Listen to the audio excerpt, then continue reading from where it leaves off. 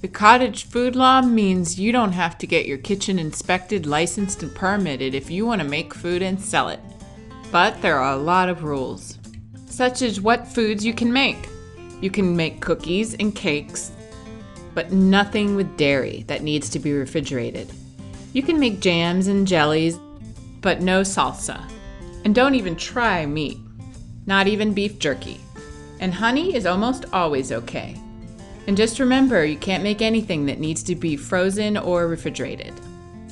Honey is a really good one for the cottage food law. When Don Murray retired, he turned his beekeeping hobby into a little business under the cottage food law. Would you have had to have a commercial kitchen or I something? I would have had to set up a complete commercial operation and gone to the expense of building what's called a honey house for bottling my honey.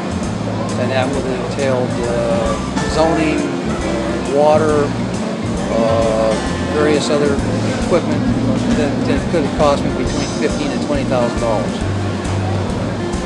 And how much instead did it cost you without having to do all the official? Basically, the cost of the bottles, the cost of the buckets that I have the honey in, and just my own labor to fill it, and the cost of the labels to put on the honey. That's one of the rules that not everyone follows. Proper labeling of their materials, saying that they made it in a kitchen that doesn't need to be inspected. It's important for customers to know. But people like knowing who they're buying from. Buying in the store are, really expensive, and you don't know where they came from. Yeah. This way you do. So I enjoy the products. The law is aimed at those of you who earn less than $15,000 a year on your homemade goods, and you just want to keep this whole process simple.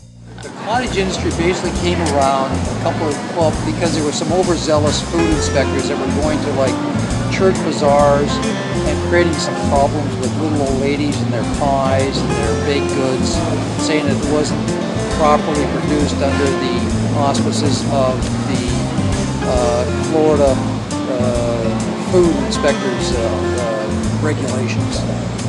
And then there were some other factors like the local farmers markets, the honey producers, and other people.